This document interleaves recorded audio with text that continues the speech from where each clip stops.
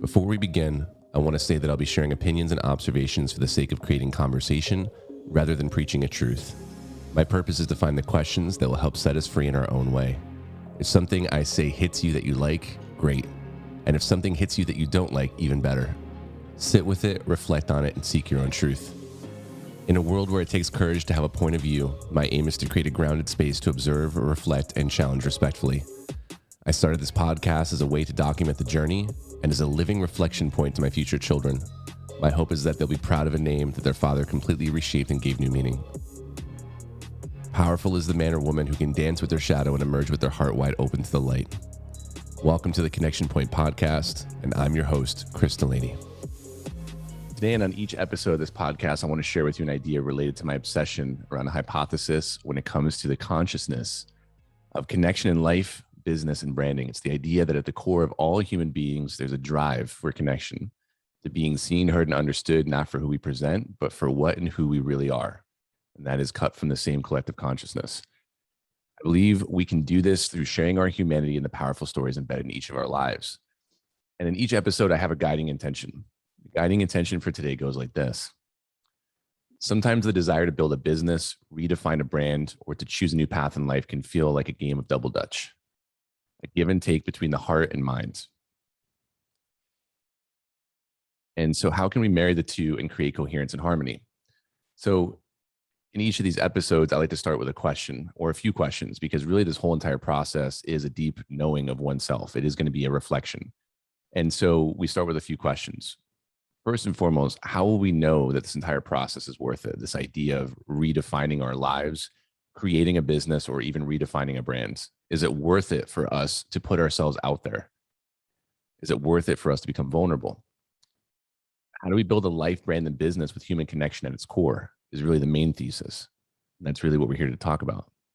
So what are the steps we can take from the very beginning in order to break the walls down between each of these constructs in order to thrive financially, spiritually, mentally, and physically? This will all be the basis for a powerful understanding of your vision and mission in this world. And it's the intersection of your heart's recognition and conscious strategy. If we are all heart, we're all emotion, spills everywhere, there's no organization. If we end up too much mind or too much brain in the process, we're overly strategic, then we're going to be missing the point. We're going to miss the impact. So my guiding intention on this episode and time with you is to lay a foundation and a roadmap for you to uncover your personal gifts. And then we can talk about how they connect with the human collective and the world in a practical way.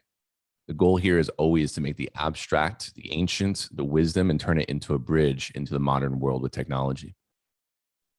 On every episode before we begin, the goal here is to take a breath into your intention in this very moment. Where is your attention going, your energy flowing, and what does the experience of this day feel like when you put your head on the pillow? Take a second, whether you're listening live or whether you're listening to the recording. Tap into your intention for today, the ability of you to co-create with your experience. Just take a moment with it.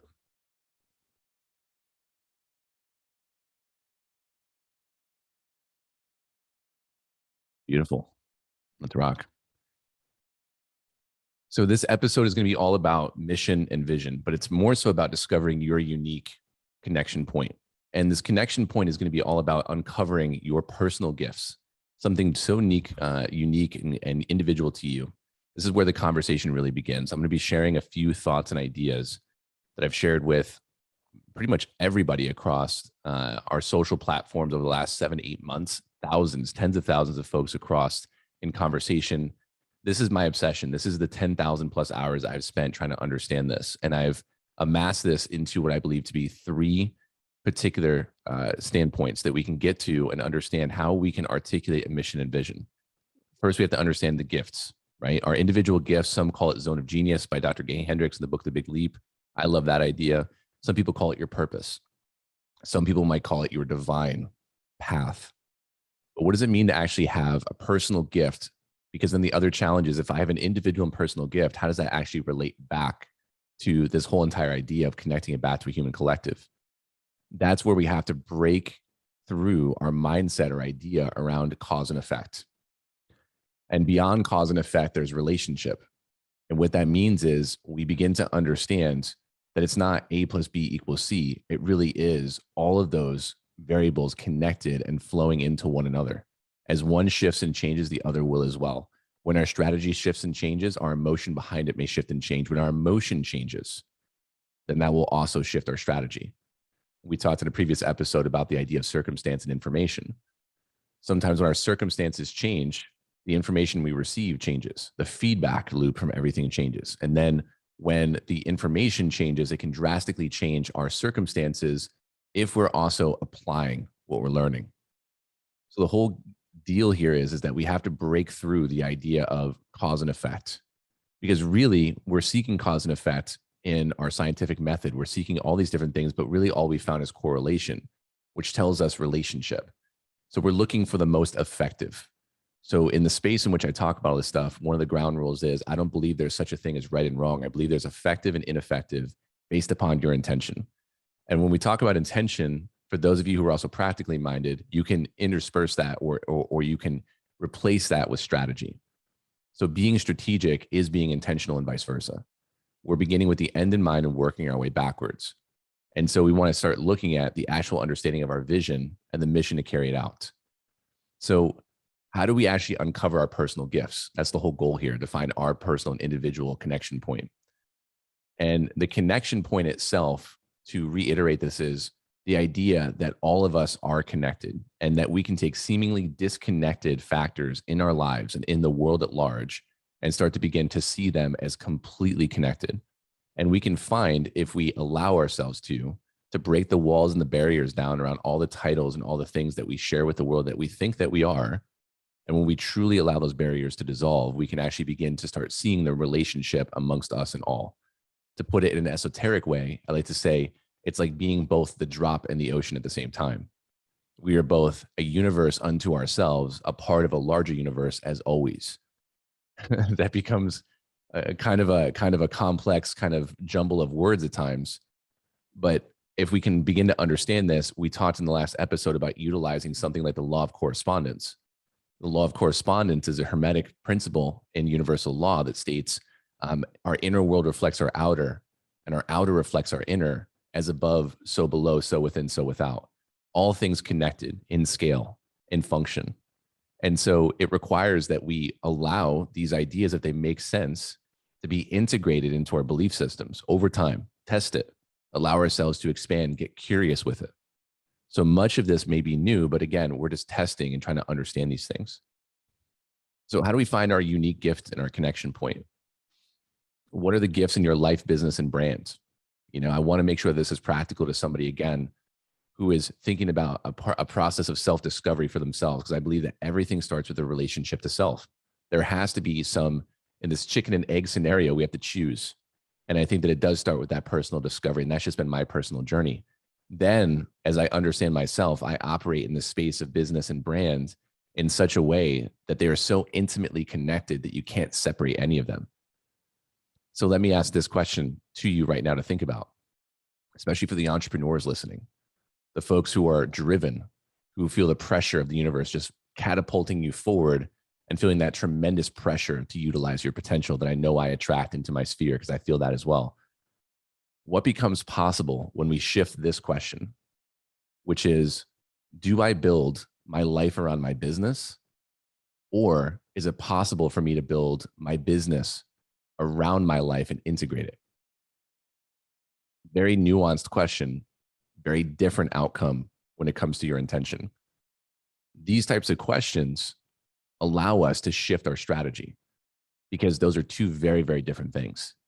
I had to learn how to really assimilate and integrate the idea of building the businesses as somebody who is naturally very ambitious and driven around my life, and then integrate to open the gate between the two so that it could look like something where I can be working with clients or working on what I love to work on, and also be present doing the things that I massively enjoy, the one-to-one interactions, the intimate discussions, the travel that I like to go to. And so that becomes very, very different. And these are questions of possibility. Is it possible? I don't know, right? In a world of endless possibility, why not? So let's talk about mission and vision for a second, because that is one of the main key questions of how you're building your life, your business, that is going to inform your decisions. And the questions that we ask ourselves put us on different journeys. So when we think practically about the strategy behind mission and vision, this can be one of the most complex and difficult journeys for so many. And it becomes something where teams end up spending entire weeks, months, potentially a very long time together trying to figure out what is our company's mission and vision. And then they spend their time trying to come up with this really compact, really interesting idea. But how can we utilize that in a way that has nothing to do with the company, but yet still has everything to do with our company and our business? Well, let's take a look at what mission and vision really is from a practical standpoint. When we sit down with clients or we sit down and we build a business, we think about our vision first. The vision is what we see in our minds. And I'm going to ask some questions in this recording that are going to allow us, in this podcast, they're going to allow us to open up and expand into this. So I'm going to give you the anchor. I'm going to give you the grounding to be able to go on this journey of discovery. The vision is what you've been given, the inspiration. It is the vision that comes to us that allows us to know that we see something that others don't. It's something that allows us to expand our perception and to see patterns, to see trends, to see something that will open up at a moment of clarity. And in that moment of clarity, we begin to start feeling something deeply emotional within ourselves. And it connects with us in such a way that I almost say it's ineffable. It can't be described. It's so magical in that moment that it just comes to us. And sometimes some folks can have this gift of vision, this complex vision, that it almost becomes overwhelming. It comes to you in maybe an abstract way, a symbolic way. If you meditate, sometimes you may get archetypes in your visions. You may get visions of different stories, all these different things that may come to you. But the vision will come to us. And then we have to really understand, what am I to do with this? Right? We felt it in the heart. We saw it in the eye and the mind's eye. Now, what do we do with it? And that's what we begin to articulate our mission, how we carry it out. The vision is what we see for the future once we've accomplished what we see we can accomplish. When we go through the questions I'm about to ask and dive into. And then the mission is the strategy through which we carry this out. And so that's the vehicle. It's the instrument. It is the holistic understanding of that coherence between heart and mind, mission and vision together. Now on the podcast, I'm not going to be able to dive into how to articulate, because some people will come to me and they'll say, Chris, how do I compact this? How do I make this easy? How do I make it marketable? How do I make it influential? And my answer is this: it'll become influential when it's coherent between your heart and mind. Because again, in a world where we're seeking connection, that ineffable understanding is understood by all when we know that heart and mind is connected, communicated, and received. So we're taking a lot of risk here and going out on a lot of new ideas potentially, but I ask you to just simply, again, reflect with this. What is your mission and vision? Whether it's in your life, with your relationships. I've learned and believe that in a relationship between two people, especially a romantic relationship, there's two whole people that come together. And in this process, we define and create our vision together. What does the future look like? Very practically, like, do we want children? Do we want to travel? What kind of lifestyle do we actually want to create with each other? Because what you're doing is you're co-creating. You're creating what my good friend, Dr. Roshanek, shared with me yesterday on Wisdom. She said, when two people come together, replete, beautiful word, by the way, replete, completely whole, not needing anything from one another, they can come together and they can create collaborative thinking. We call that emergent thinking. And that emergent thinking allows us to then create something very, very special together. So rather than a codependency, an interdependence on each other to be able to create that which we cannot on our own. The most successful relationships are ones that have vision and then a mission. How do they do that? How do we make decisions together? How do we begin to create compromise? How do we begin to create the way in which we operate, becoming one? Two wholes coming together, two whole people coming together and creating that beautiful vision and then that mission. In our business, the foundation of partnership. People ask me, how do I choose partners? People are afraid to connect with others.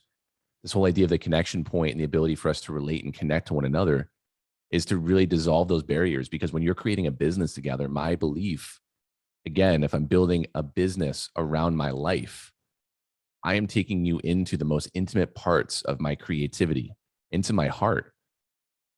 And we have to know that we can begin to trust and create. And we are collaboratively creating this vision together so that when we build our strategy, the creativity, the intention together, it is so much more powerful.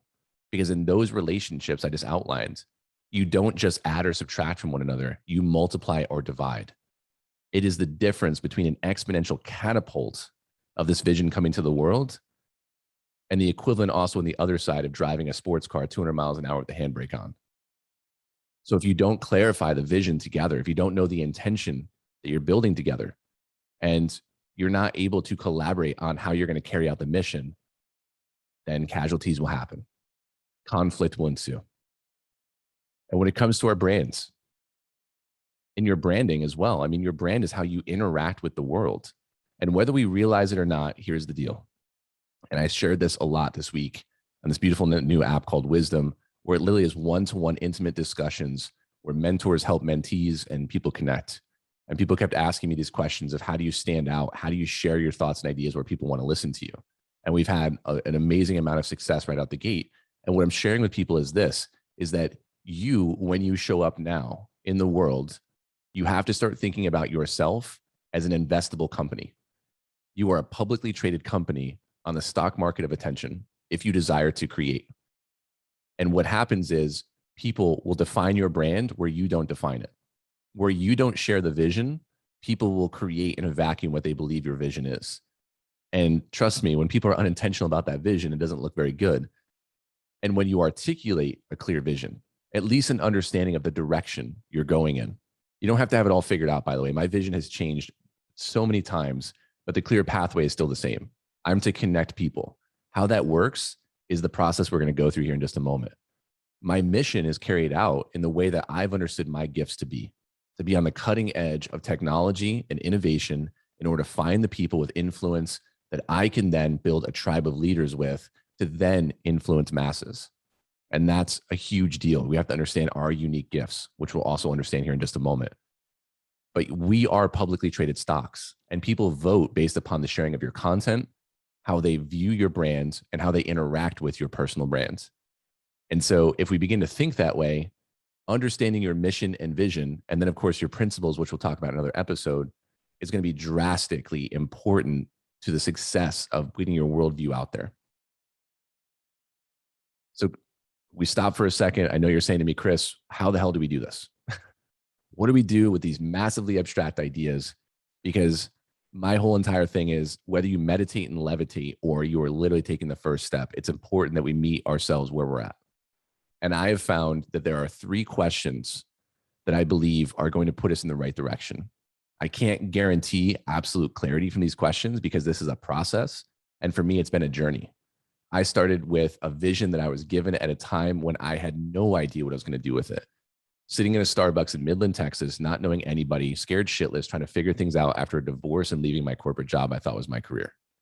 Sitting there in a Starbucks, I felt comfortable because that was a space that I knew, but I was a long way from home from upstate New York. This Yankee was stuck in the land of 10-gallon hats and oil and gas and had no clue what I was going to do. And it was in that moment the catalyst happened. The catalyst was the external force that led me to understand that what I was doing was my perception was saying, I know nobody. What am I going to do? When the reality was nobody knew me, I could redefine who I was. I don't know where that comes from. I can't explain how that happens, but it woke me up to the point where I pulled my laptop out and I started to define my mission, my vision through just 10 simple statements that were going to allow me to define what I wanted in my life, my non-negotiables. Things like I will never feel guilty for allowing me to focus on my mental, emotional, and spiritual health first before anyone else. Because in my previous experience, I experienced the opposite. So I was just choosing the opposite. I have nothing to lose. Nobody knows me. The second thing was something to the effect of, I won't let a dollar come in between me and a relationship because money was such a contentious thing amongst my family and relationships in my life. I'll choose a way to create a positive impact in somebody's life daily. Even if it's just smiling at somebody, it doesn't cost me anything. I've got no money, but I can certainly, listen to somebody. I can certainly give attention. I can certainly try to solve a problem for somebody because I got all the time in the world. We know money, right? You're solving that time and money problem. And then what about this idea that I'll stop using the phrase, I'll do it tomorrow? That was a game changer for me. Holy shit. How many times I would say to myself, I'll just do it tomorrow. And how many times I kicked the can down the road only to just simply find myself doing something that I was distracting myself with. So that was kind of my process. But let me share with you these 3 questions that I believe will put you in the direction of defining your point of view, clarifying your mission and vision, and giving you a point and an anchor point and your connection points. You as the anchor of being the hub of the spokes of the wheel to everything being connected back to you. This, by the way, is what I believe exceptional leaders do. They understand how to take what seemingly are disconnected factors and make meaning out of all of it. They are literally weaving the thread of collective consciousness, whether they understand it or not. Great CEOs do this, great founders do this, creatives do this all the time that are out there on the edge. We are literally taking the unknown, making meaning out of it, and helping to thread and weave the fabric of what we're creating. All right. 3 questions. The first question goes like this. What do you see in the world when you sit back and think about it? What is so obvious to you that others are missing? What do you see?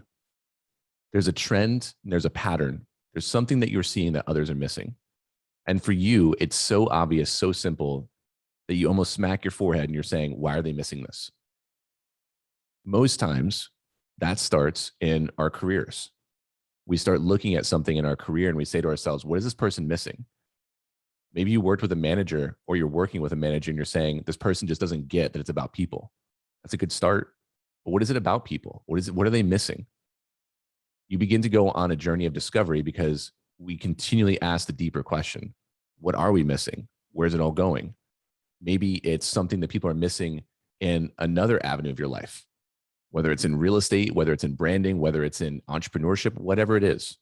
But there's something that you see that is a trend, a pattern, and something that's so obvious and simple to you. That's going to be your insight.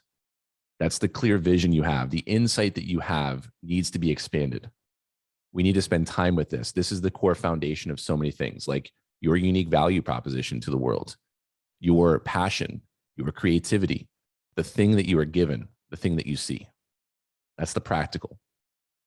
So what is it you see that's obvious to you and not to others, the pattern or the trend? How can we begin to use this? Question number 2. And I'm borrowing this from Dr. Gay Hendricks in the book, The Big Leap, where he talks about zone of genius. I hear so many people talk about zone of genius, yet they don't attribute it back to Dr. Hendricks. And I think it's important for us to give credit where credit's due. But in this book, he talks about the idea of the upper limit problem, which is the barrier between our zone of excellence and zone of genius. Our zone of excellence is where we naturally fall in our sweet spot, where we've been conditioned and acculturated to believe that that's the greatest value we give in our careers.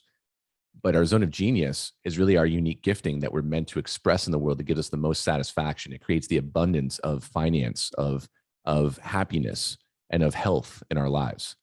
And most times when we come to the upper limit problem, we self-sabotage and allow ourselves to fall back into our zone of excellence. And that can be the slight difference between a life full of fulfillment and a life where we feel like we're just crushing it all the time. You have to choose. And so how do we find our zone of genius? The thing that we've been gifted with. This is kind of something we have to unpack a little bit, but he says this. What did you learn as a child that helped you navigate adult spaces? So what did you learn as a child to navigate adult spaces? Because as a child, we have somewhat a perception. We have a totally open subconscious mind. We're still learning, we're growing. But there are times when we get very perceptive and we have these experiences. And I'll unpack this a little bit through my personal experience. For me as a child, what I learned was about human nature and observing, because I watched adults do things that I felt weren't in integrity. Not morality, not should or shouldn't, just is or isn't, saying one thing and doing another. And when I took that in, what I realized is that taught me a gift, which was manipulation. How is that a gift? The slight edge between manipulation and influence is intention. As a child, you don't know any better. And so I understood how to move the adults around in my life to get what I wanted without them knowing it. I could find ways to get attention. I could find ways to get my needs met as a child that then also, by the way, without any conscious thought, manifested into my adult life. After my mom passed away and I was on my own, I survived and I was extremely resourceful and resilient. I could get through any situation, through homelessness, through experiences that I'll share at another time, that I've lived a lot of life in a very short window of time, very intense life, but I survived because I had this sense of understanding and perceiving from people quickly. I could literally see into the core of somebody fast, quickly, the moment I met them. Their nonverbals, everything just made sense. And if I was unconscious about it, I could get my needs met because at that time I was just surviving. I was trying to get to my next meal. I was trying to get to shelter. I was trying to get to all these different things for most of my early 20s. And that also manifested as white lies, where I would please the people around me. However, when it was found out, that automatic lying, by the way, led to so much pain because here's what happened. My intention wasn't matching my execution. My reality was giving me this feedback of you're fucking up. And my intention was I want people to feel my heart, to see me, to connect with me in such a real way, like a child reaching out. Okay, that's really intense. How did we work through this? It's this process of self-discovery, of asking myself the question, what did I learn? And then saying to myself, okay, if that's not what I want, if that's not the experience I want, what would be different?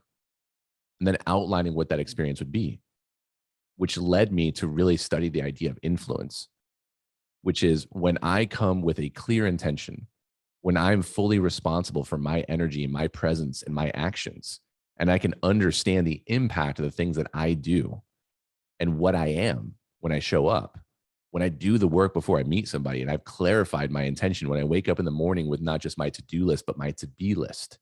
And I'm meeting with my business partners or I'm meeting with people that are looking to me for some kind of support and help. I need to get myself out of the way in my agenda. My ego takes a back seat because I've done the meditation, I've done the breath work, I've done the things necessary to make sure that I can show up and put them primary without needing the validation. The manipulation factor is gone because I no longer need validation from you to get something because I'm fulfilled. I am replete, as we talked about earlier. And that allows me to be very influential. It allows me to understand how to put somebody into a position of success without ever having to tell them anything. Better yet, it's like the story I tell often about leadership. It's like we get a little bit of knowledge and we want to teach people and tell them what to do. But it's like teaching a child how to ride a bike. And I would say, I don't have kids, but I have a lot of experience having been a child. Can't forget that. It's like teaching a kid how to ride a bike for the first time. You take the training wheels off, and all you need to do is tell this kid to pedal faster and to keep pumping the pedals. And all you need to do is keep the seat steady until they get momentum and they're cruising and they're having a good time. And then they stop. Are you going to run up to that child and say, great job, that was amazing, and then celebrate with them? Or are you going to say, you know what, that kind of sucked, I held the seat for you anyways?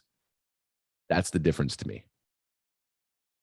So learning to navigate the spaces as a child is really, really interesting, especially for those of you who may not have been heard and you had something and a point of view and insight, maybe wisdom that you were born with and felt like you weren't heard.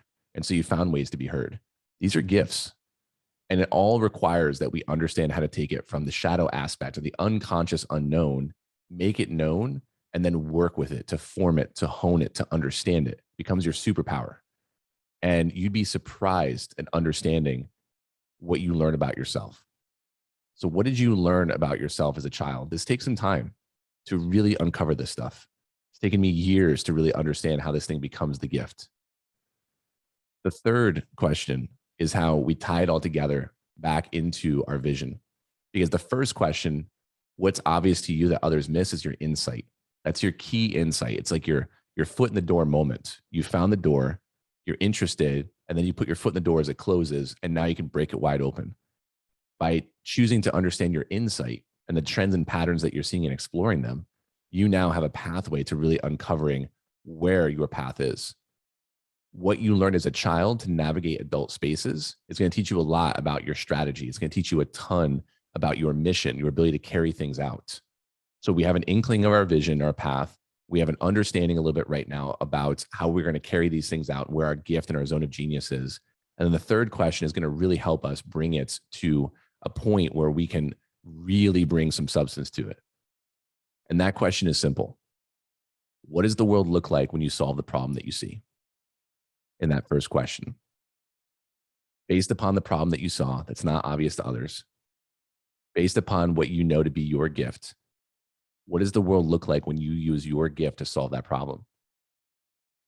A plus B equals C, but they're all related. It's going to be shifting and changing. It's going to get more depth, more clarity, more understanding. So, what does the world look like when you solve this problem? How are people going to benefit? How are they going to be rewarded? How is that experience going to be? How do you want them to feel, by the way? First question I ask somebody when they say, what's the key to a great brand? I mean, I'm not the person who's going to bring it together visually, but I will say this: every single brand evokes an emotion. Great brands evoke emotion. Just do it is not to sell sneakers. Just do it is to give you an experience of something. Think differently. That's an emotion. It may sound logical, it may sound intellectual, but it's a feeling. It's a call to action to the rebellious, to the innovative. It's a to action to the people who resonate and understand or are looking for that feeling. Even as I think about Steve Jobs sharing that, I can experience the emotion in that. And so as we go through this entire process of understanding how we can rationally unpack what's obvious to you, the trends, the patterns, we've satisfied the intellectual, the strategic.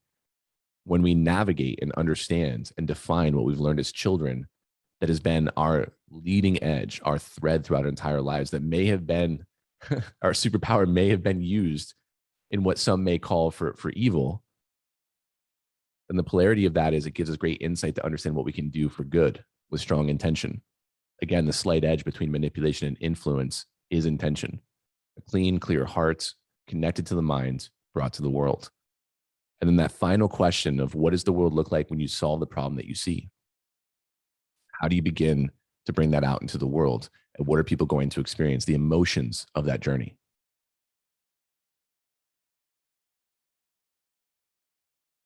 Just take a moment with that. These are big questions, but they give us a good understanding of at least the first step.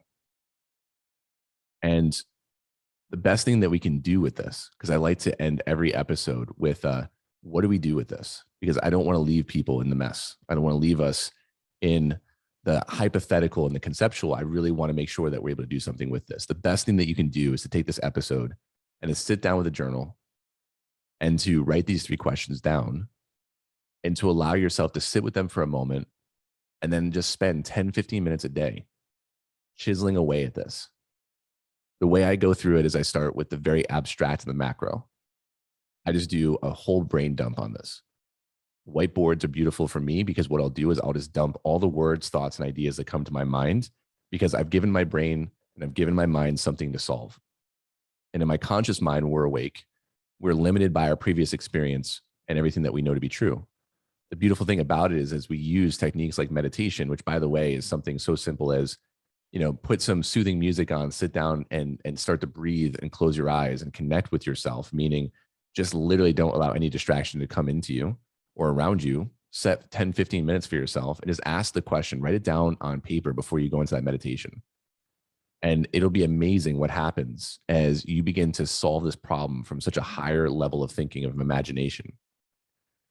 And then right before you go to sleep, take these ideas and sit with them before you go to sleep, because in that moment in time, right before you go to sleep, melatonin production is high, which is the sleep chemical, and our subconscious mind, which accounts for the vast majority of our knowledge and intelligence and information, it connects us to everything, will actively begin to help you solve the problem as you sleep.